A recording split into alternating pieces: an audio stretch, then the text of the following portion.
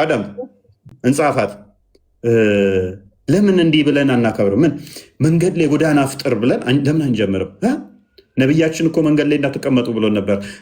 ቆመን እንበላለን። ቆመን መብላት ይቻላል? ችግር የለውም። በቃ የነቢዩን ሐዲስ አፈር ድሜ እናስበላዋለን። እኛ እንቀመጣለን። ነቢዩ ከሞተ 1400 ዓመት ሞልቶታል። ነቢዩ መንገድ ላይ ትቀመጡ ቢል ምን አገባ? ወደዛ ሞቷል። የታባቱ በስብሷል። እኛ የሚጠበቅብን ገንዘብ ማግኘት ነው። እኛ የሚጠበቅብን ከኦርቶዶክስ ጋር ተፎካክረን አደባባያቸውን መንጠቅ ነው። ሃይማኖቱ ምን ሐሰተኛ እንደሆነ እኮ መሐመድ እናውቃለን። ዋናው ነገር አደባባዩን እንዴት አድርገን የእኛ እናደርጋለን ነው። እቺ ምርጥ ቢዝነስ ነች። አንተ ምርጥ ሀሳብ ነች። ስፖንሰሮች ይገኛሉ እንዴ? ለስፖንሰር ምን ችግር አለው? ባንኮች ስፖንሰር ያደርጋሉ። ጠቅላይ ሚኒስትራችን ስፖንሰር ያደርጋል። እንዴት ብለን ነው ስፖንሰር ማድረግ ምንችለው? እንዴት መጠየቅ እንችላለን? ህዝቡን እናነሳሳለን።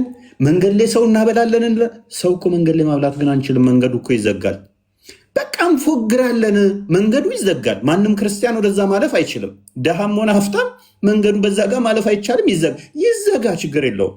ታዲያ መንገዱ ከተዘጋ ደሃ እናበላለን ብለን የምንለው ፉገራ አይሆንብንም? በአክሱ ማንም አይጠይቅህም። መንገዱ ይዘጋጋል፣ በዛ ጋር ማንም ማለፍ አይቻልም። ግን እኛ ስንፎግር አደባባይ ላይ ምን እንላለን? ደሃ ለማብላት። እንደያ ከሆነ እኮ መስጊድ ውስጥ ደሃ ታብሉ ምን ይባላለን? ይባላ። ታዲያ ዋናው ነገር እኛ መንገድ ላይ የምናስፈጥረው ደሃ ለማብላት ነው ብለን እንሰክሳለን። እሱን እናሳምናለን ወይ ነው? አንተ እሱን እቺ ሎቢዋን አንተ ስራ። ኦኬ፣ አይምሮን በደንብ መያዝ አለብህ። ለምንድነው መንገድ ላይ የሚፈጠረው ስትባል ደሃ ለማብላት ትላለህ ሁሌም። ነቢያችንና ሳቦቹ ታዲያ መንገድ ላይ ስላላስፈጠሩ ደሃ ብልተው አያውቁም ብንባልስ? እሱ ከሞተ ከበሰበሰ 1400 ዓመት ሞቶታል ነቢይ። ወደዛ ተወሱማ መንገድም አትቀመጡ፣ ሴትና ወንድም በመሀል መንገድ ላይ አብራችሁ መሄድ አትችሉም ብሎን ነበር እኮ። ግን አሁን ሴትና ወንዶች አብረን እንሄድ የለ አደባባዩ ላይ። አዎ ራሱ አይባትትምና በነቢያችን በ1400 ዓመት ዘመን ላይ ልንቀመጥ እና ሴትና ወንድ አሁን መሀል መንገድ ላይ እንዳይሄዱ ልንከለክል? ሴቶቹ ይሰሙናል? አይሰሙንም። ስለዚህ የነቢዩን አስተምሮ ተረት ተረት እዛ ሽንት ቤት ክተተው። ዋናው ነገር እኛ አደባባዩን እንዴት ብለን መቀየር እንችላለን ነው ዋናው ነገር። መስቀል አደባባይ የሚለውን ኢድ አደባባይ መንገዷን ዘግተን ስፖንሰሯን ሀም አድርገን። በደንብ አስተውሉ። ሀባሾች መውሊድ የሚባል በዓል አላቸው። ኦርቶዶክሶች መስቀል አደባባይ መስቀል ያከብራሉ። እኛ እኮ ምንም የለንም። ሙጂብ እንዴት ዝም ትላለህ? አመዲን እንዴት ዝም? አመድ ጀበል ምን ነክቶ ነው እስከዛሬ? እንዴት አባትትም? አንድ በዓል እንዴት እናጣለን? እቺ ነገር አሪፍ ነች ተባለ፣ ተጀመረ። 5ኛ ዓመታቸውን እያከበሩ ነው። እንኳን አደረሳችሁ። የኔን ጣት ያህል አክብረዋል። አሁን ከኔ አንድ እጅ ከፍ ያለ በዓላቸው 6ኛ ደርሷል። ነብያቸው ቀናቢል ምንድነው እሱ? ምንድነው አፍጥር መንገድ ላይ እያፈጠሩ ምንድናችሁ? እኔ እንደዚህ ብያለሁ መንገድ ላይ ትቀመጡ ስል አላ መልሰኝ ይላል። ቢነሳ ራሱ የኔ ኡመቶች አይደሉም እነኝ ብሎ ማለት ነው። እንኳን ደስ ያላችሁ። በፊት እንደዚህ ብለን እንኳን አደረሳችሁ እንል ነበረ። ይህን በማሳየት 5 መሙላታችሁን አሁን እንደዚህ ገብታችኋል። እንኳን ደስ ያላችሁ። 6 ዓመት 6ኛ ነገ ታከብራላችሁ። ከኦርቶዶክስ ጋር ያላችሁ ፉክክር አምላክ ባያዝህም አላህ ባይልህም አምላክ ለምትከተለው አምላክ እንዳልሆነ እናውቃለን። አፈር ድሜ ብላ ዋና ስፖንሰር ያምጣ፣ ዋና ከኦርቶዶክስ ጋር ይገዳደርልህ ያ በዓል። እሱ ነው ትልቁ ነገር። ሙዘሚል እንኳን ደህና መጣህ።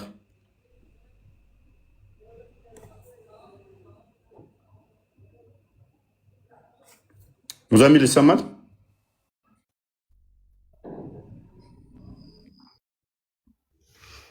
ኦኬ፣ ያው ነገ እንግዲህ 5ኛ ዓመት በዓላቸውን ያከብራሉ ማለት ነው። 5ኛ ዓመት በዓል በዚህ ላይ ራምዚ የተናገራት አለ። እሷን ቪዲዮ ክፈታት አንዴ። ሰላም ነው ፎይ፣ እንዴት ነህ? እንዴት ነህ? አማን ነው ይመስገነው። እንዴት ነህ? እንኳን ደህና መጣህ። ይህ ነገር 3 ቀን 4 ቀን እየሰማችሁ ነበርና ይሄ ኢሹ በጣም ኮንሰርን ሆንክበት። ምንድን ነው ችግር አለ እንዴ? አረ በጣም ደስ ብሎኝ ነው እንጂ ምክንያቱም 6ኛ ዓመት ስትደርሱ እኮ በጣም ደስ ብሎኛል። በወልድ ራሱ እኮ ልጄ ቢያንስ ሮጦ በደንብ ማይሄድበት እድሜ ነው እና እቺ በዓል በጣም ተመችታኛል። እስልምና ምን ያህል አብዴት እያደረገ መሆኑን ህዝቡ እንዲያውቅ ነው። እቺ ለታሪክ ትቀመጣለች። ሚፍታ የዛሬ 50ኛ ዓመት ላይ ስታከብሯት ሜቢ ካልጠፋች እቺ በዓል የዛሬ 50 ዓመት ላይ 5ኛው ዓመት ላይ ያከበራችሁት ምን ብላችሁ መሰለ? ሞቶውን እንዳረሳ ሚፍታ በደንብ እንዳረሳ እቺ ሪከርድ ተደርጋ ስለምትቀመጥ ሜቢ ከ100 ዓመት በኋላ እቺ ሪከርድ ትኖራለች። 5ኛ በዓላቸውን ዋብያዎች ሲያከብሩ ምን ብለው ነው? እፎይ ይገደል ይሰቀል ብለው ነው ያፈጠሩት። እፎይ ይንሰቅለው ሊበሉ ቀቅለው ሊበሉ ማለት ነው። እፎይ ይሰቀል ይገደል። የሆነች ልጅ ሜቢ ክርስቲያን አይተዋል። የእኛ ሪካርድ ያለቀው ባሏን አርዳ ቀቅላ እንትን ቆራርጣ ከጎረቤቶቿ ጋር ያፈጠሩበት። አምና ግን እፎይ ይገደል ይሰቀል በሚል ነበር። 5ኛው ለታሪክ ይቀመጥ። 5ኛው በኢትዮጵያ አዲሷ በዓላቸው የተፈጠረችው ከ50 ዓመት በኋላ ከ100 ዓመት በኋላ የምታዳምጡ ይህንን ድምፅ ካላችሁ እፎይ ይሰቀል በሚል ነው የተከበረው። 6ኛውን ግን እኛ ላይቭ ገብተንበት ነቢያቸውን እንዳስበሉት እያሳየናችሁ ነው። አንድ አዳምጡ፣ ቪዲዮን ቀጥለው። አንዴ ቪዲዮን እናዳምጠው፣ ሙስሊሞችም በዛው አዳምጡት እና ለ6ኛ ዓመት ክብረ በዓላችሁ እንኳን አደረሳችሁ ነው እያልን የምንቀበላችሁ። እሺ ብዙም እንዳያሳስባችሁ። የዲናችን አንድ አካል ሆኖ 3ኛ ዒዱ ነው እያከበሩት ነው። 4 ዓመት ሙሉ ቢድዓ ሲፈጠር በቀላሉ ምን ይሆናል ምን አለበት ተሰብስበን ብናፈጥር በተባለ መልካም በሚመስል እሳቤ ተፈጠረ። 1 ዓመት ተካሄደ። ከዛ የጀመሩት ሰዎች ምን ያህል ቢዝነስ እንደሚያስገኝ ብር እንደሚያመጣ ብዙ ስፖንሰሮች እንደሚገኙበት ሲያውቁ ዛሬም ድረስ 4 ዓመታትን አመት ጠብቀው እያከበሩት ይገኛሉ። ትልልቅ ዑለማዎች ፈትዋ ሰጥቷቸዋል። ይህ ነገር ቢድዓ ነው፣ እረፉ፣ አላህን ፍሩ። ነገር ግን ያው ዱንያ ከዲን ጋር ሲቀላቀል ያስቸግራል። ያን ሁሉ ገንዘብ ያን ሁሉ ስፖንሰር ማጣት አልፈለጉም። የዑለሞችን ፈትዋ ወደ ጎን ብሎ ዛሬም ድረስ ኑ ጎዳና ላይ አፍጥሩ፣ ኢድ አክብሩ፣ 3ኛ ዒድ አድርገውት ማለት ነው። አላህ ተባረከ ወተዓላ ለእኛ የደነገገልን 2 ዒድ ነው። እንደዛ ከሆነ እኛ የነቢያችን ሰለላሁ ዐለይሂ ወሰለም ውልደትን መውሊድን ለምንድን ነው ቢድዓ እያልን የምንፈርጀው? ወይስ እናንተም እንደነሱ ቢድዓ ሐሰና እያላችሁ ነው? ቢድዓ በ2 ይከፈላል በሉን፣ እንሞግታችሁ በማስረጃ። ካልሆነ ግን 2 አይነት ሚዛን እስልምና ላይ የለም። አንተ ለሰዎች ቢዝነስ ለሰዎች ገንዘብ ማግኛ ብለህ አላህ ያልፈቀደው አላህ ያልደነገገው ዲን ላይ ሂደህ ለምን ታከብረዋለህ? የጎዳና ቢድዓ ላይ አንድም መስለሃ የለውም። እነሱ መስለሃ ብሎ የሚያነሱት ነጥብ ምንድን ነው? ኦርቶዶክሶች አብዮት አደባባይ አድምጡት በደንብ ዲን ላይ ሂደህ ለምን ታከብረዋለህ? የጎዳና ቢድዓ ላይ አንድም መስለሃ የለውም። እነሱ መስለሃ ብሎ የሚያነሱት ነጥብ ምንድን ነው?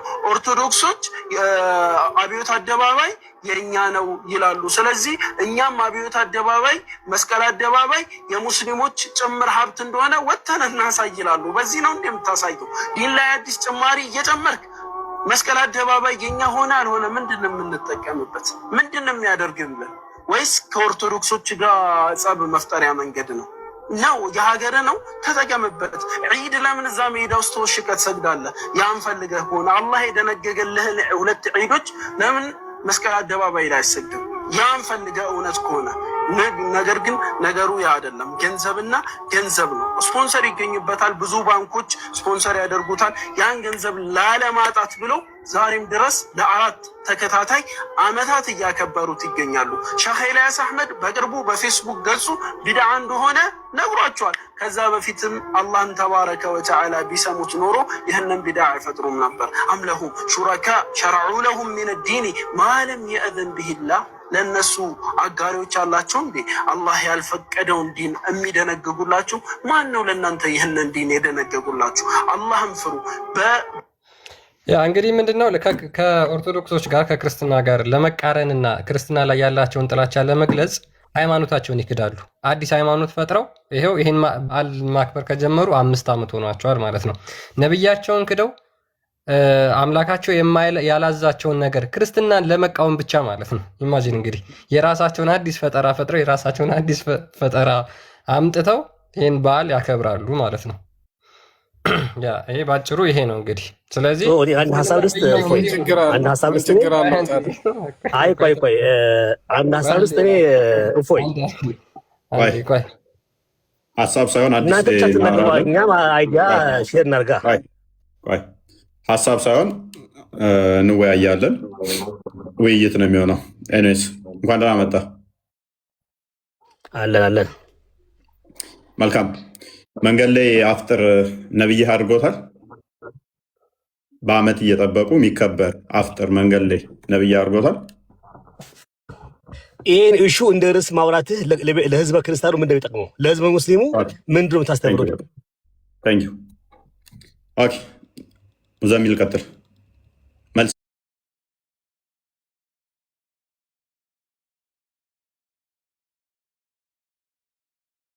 ኦኬ እሺ ከላ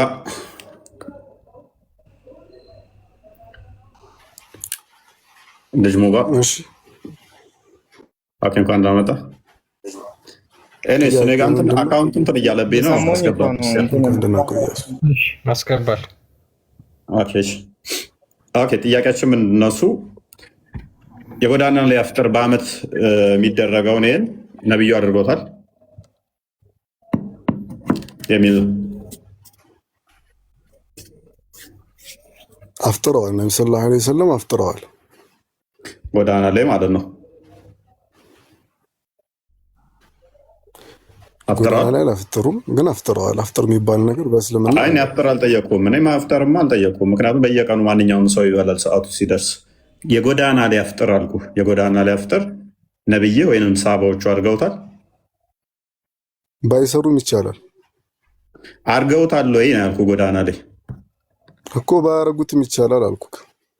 ፕሊስ የጠየቁን ቅድሚያ መልስ። አድርገውታል አላደረጉትም? እነሱ አላደረጉትም። ባያደርጉትም ይቻላል። ቀጣይ የምጠይቀው ጥያቄ ስለማለት ነው። መሐመድ ሙስሊም ነው ጠይቀው እና እስከ ሪፖስቱ ትንሽ ልክ አይደለም። መሐመድ ሙስሊም ነው አይደለም?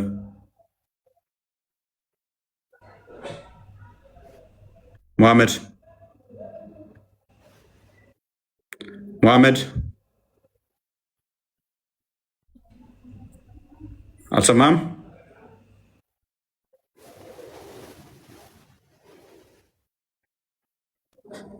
አይሰማም? እንደ ሱፊ ሆኖ ሲያወራ ነበር ይመስለኛል። መሐመድ አለ።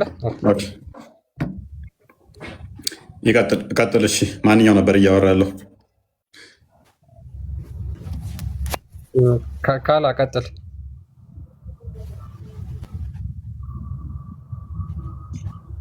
አለ ካላ ይቻላል አልኩ እኮ። ኦኬ ሳቦቹ አላደረጉትም። በደንብ አስተውል። ነብዩ አላደረጉትም፣ ግን ይቻላል ነው እያልከን ያለው አይደለ? ኦኬ ስለዚህ ነብይህና ሳቦቹ አላደረጉት፣ ነገር ግን ይቻላል። which means በሃይማኖት ላይ ማክበር አንድ ቢዳ ጨምረዋል ማለት ነው። እናመሰግናለን። ታዲያ ለምንድን ነው እሱ? እንደዛ ከሆነ ኔክስት ሌላ መጨመር ትችላላችሁ ማለት ነው የምታከብሩትን ማለት ነብይና ሰሃባዎቹ ያላደረጉትን መጨመር የምችሉ ከሆነ ሱራ 5:3 ላይ ሃይማኖታችሁ ዛሬ ሞላውላችሁ የተባለው ያልተሞላ ነገር ነበረ። አላህ የሰዓታት የዘነጋት የረሳት አንድ ነገር ነበረች። እሷ ምን ትባላለች? የጎዳና ላይ አፍጥር። አላህ ረስቷት ነበረ ማለት ነው እሷን ነገር።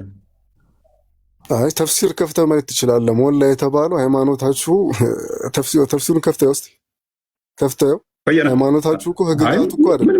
ተፍሲር አያስፈልገውም። ቆይ አሁንም